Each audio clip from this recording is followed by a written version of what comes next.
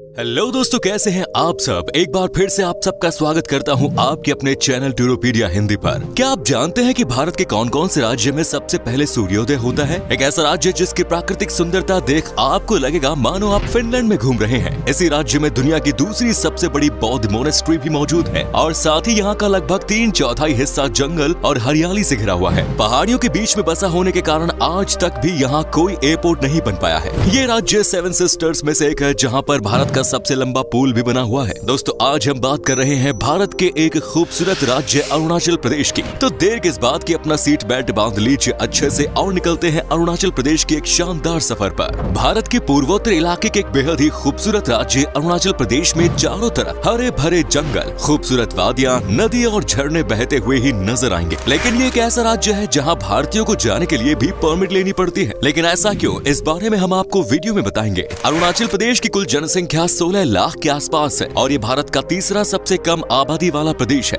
ये देश का सबसे कम डेंसिटी वाला राज्य भी है। यहाँ प्रति वर्ग किलोमीटर एरिया में औसतन सिर्फ 17 लोग ही रहते हैं और अरुणाचल प्रदेश में कुल 18 जिले आते हैं। साथ ही आपको बता दें कि ये प्रदेश देश की अर्थव्यवस्था में भी प्रमुख योगदान प्रदान करता है। अरुणाचल प्रदेश की जीडीपी $4.5 बिलियन के आसपास है। अरुणाचल प्रदेश की राजधानी और सबसे प्रमुख शहर है ईटानगर। इसे मिनी इंडिया के नाम से भी जाना जाता है क्योंकि भारत के लगभग सभी राज्यों के लोग ईटानगर में देखने को मिलते हैं। ईटानगर का नाम यहाँ पर मौजूद ईटा किला के नाम पर रखा गया है। ईटा किला एक प्रसिद्ध ऐतिहासिक स्मारक है जिसे देखने सालाना पर्यटकों की भीड़ लगी रहती है। अरुणाचल प्रदेश को लैंड ऑफ डॉन भी कहा जाता है, यानी उगते सूर्य की धरती। आपको शायद ही पता होगा कि भारत में सबसे पहले सूर्योदय अरुणाचल प्रदेश में ही होता है। सूरज की पहली किरण यहाँ सुबह 4:30 बजे गिरती है। आपको बता दें कि गुजरात और अरुणाचल प्रदेश के बीच सूर्य निकलने का अंतर 2 घंटे का है। कई बार अरुणाचल प्रदेश द्वारा एक अलग टाइम जोन की मांग भी की जा चुकी है क्योंकि अलग टाइम जोन से पूरे राज्य की कार्य प्रणाली में बदलाव आएगा और लोग सुबह जल्दी काम पर जा सकेंगे। अरुणाचल प्रदेश आज के समय में भारत के पूर्वोत्तर में 7 बहनों में से एक प्रमुख राज्य है। लेकिन एक समय ऐसा भी था जब अरुणाचल प्रदेश नाम का कोई राज्य भारत में नहीं था। आजादी के कई साल बाद तक भी अरुणाचल प्रदेश को देश में NEFA यानी नॉर्थ ईस्ट फ्रंटियर एजेंसी के नाम से जाना जाता था। सन 1972 में अरुणाचल प्रदेश को एक केंद्र शासित प्रदेश का दर्जा दिया गया और ये नाम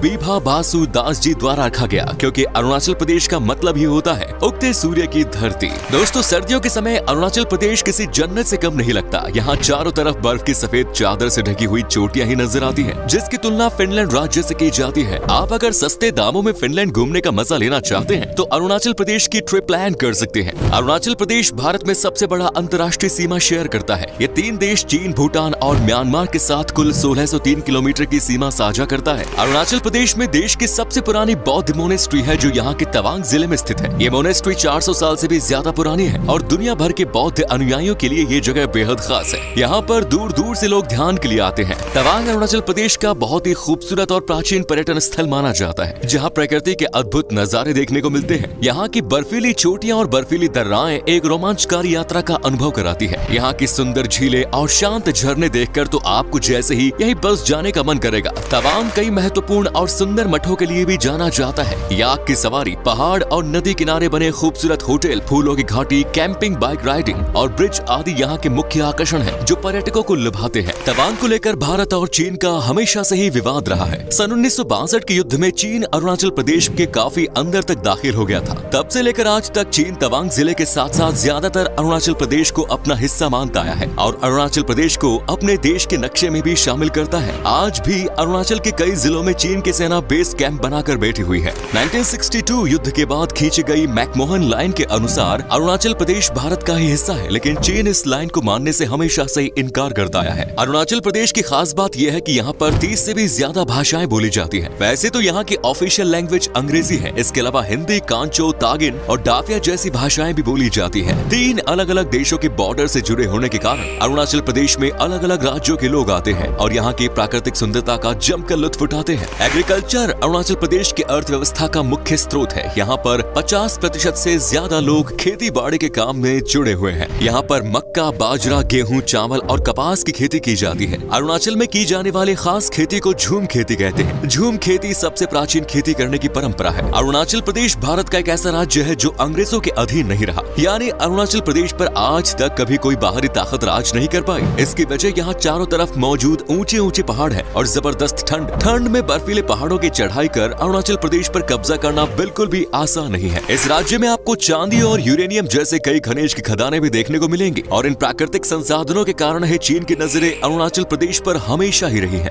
अरुणाचल प्रदेश को ऑर्किड पैराडाइज भी कहा जाता है। इस अकेले राज्य में 500 से भी ज्यादा प्रकार के ऑर्किड की प्रजाति पाई जाती है, जो भारत के किसी भी राज्य में सबसे ज्यादा है। साथ ही यहाँ कई प्रकार की जड़ी बूटियां भी पाई जाती हैं। ईश्वर का भरपूर वरदान अरुणाचल प्रदेश को प्राप्त है, जहाँ के 80% एरिया में सिर्फ जंगल है। अरुणाचल प्रदेश में रहने वाले ज्यादातर लोग किसी न किसी जनजातीय समुदाय से ही ताल्लुक रखते हैं। कुल मिलाकर 25 से 30 आदिवासी समुदाय के लोग इस प्रदेश में रहते हैं। वहीं इन जनजातियों के अंदर भी कई जनजातियां आती हैं, जिनकी गिनती करने पर आंकड़ा 100 के पार पहुंचता नजर आता है। इस राज्य के लोग टोपोला भात, बैम्बो शूट और सुअर का मांस खाना पसंद करते हैं। साथ ही आपोंग नाम की राइस बीर भी खूब पी जाती है। अरुणाचल प्रदेश में एक और अनोखा रिवाज है शादी के समय, जहाँ ज्यादातर लड़की के पिता दहेज का इंतजाम करने के लिए परेशान और दुखी रहते हैं। वहीं अरुणाचल प्रदेश में दहेज लड़की वाले नहीं बल्कि लड़की वाले देते हैं। इसीलिए यहाँ पर लड़की पैदा होने पर शानदार जश्न मनाया जाता है। लेकिन ये बात बिल्कुल भी नहीं भूलनी चाहिए कि दहेज लेना और देना दोनों ही पाप है।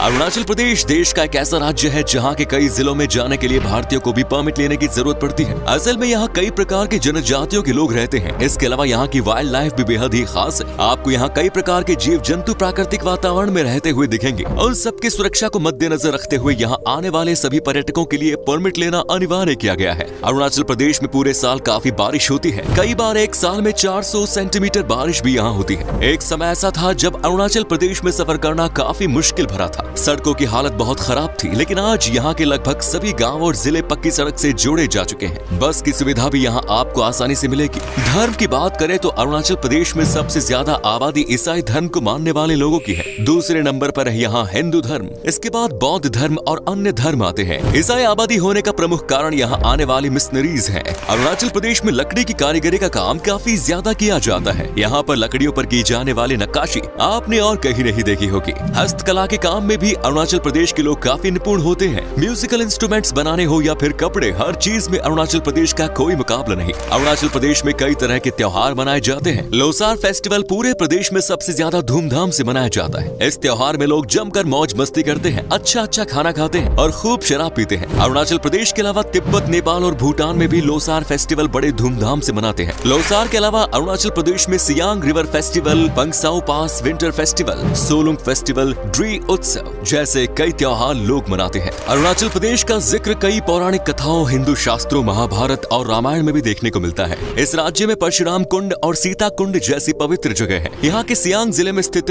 मालिनीथान मंदिर एक और ऐतिहासिक और पवित्र मंदिर है। मान्यताओं के अनुसार द्वारिका नगरी जाते वक्त इस स्थान पर भगवान श्री कृष्ण और रुक्मिणी ने रुककर विश्राम किया था। इसके अलावा भी अरुणाचल प्रदेश में कई ऐसी जगह है जहाँ आप अपनी फैमिली और दोस्तों के साथ घूमने का आनंद ले सकते हैं। इसके अलावा 5600 फीट ऊंचाई जीरो वैली दुनिया की सबसे खूबसूरत जगहों में से एक है। यहाँ पहुंचकर आपको ऐसा लगेगा मानो आप साक्षात प्रकृति की गोद में लेटे हुए हो। अगर आप ट्रैकिंग का शौक रखते हैं तो अरुणाचल प्रदेश की गोरीचेन पीक की यात्रा जरूर करनी चाहिए। ये इस राज्य की सबसे ऊंची चोटी है जो समुद्र तल से 22,500 फीट की ऊंचाई पर स्थित है। पासीघाट अरुणाचल प्रदेश का एक सबसे पुराना शहर है, जहाँ के झरने, झूलते हुए पुल और पहाड़ की चट्टानें इसे बहुत ही आकर्षक पर्यटन स्थल बनाती है। इसके अलावा रोइंग, पामुम पारे, बोमडिला, कमलांग वन्य जीव अभ्यारण्य और महू वन्य जीव अभ्यारण्य जैसी अनेकों जगह आप घूम सकते हैं। साथ ही अरुणाचल प्रदेश में ही देश का सबसे लंबा ब्रिज भी बना हुआ है। ये ब्रिज ब्रह्मपुत्र नदी के ऊपर है, जिसकी लंबाई 9.15 किलोमीटर है। इसका पुल का नाम धोला सदिया पुल है, जिसे डॉक्टर भूपेन हजारिका ब्रिज के नाम से भी जाना जाता है। भारत में ये एक बीम ब्रिज है जो असम और अरुणाचल प्रदेश के पूर्वोत्तर राज्यों को जोड़ता है। ये पुल दक्षिण में ढोला गांव से लेकर उत्तर में सादिया तक ब्रह्मपुत्र नदी की एक प्रमुख सहायक नदी लोहित नदी तक फैला है।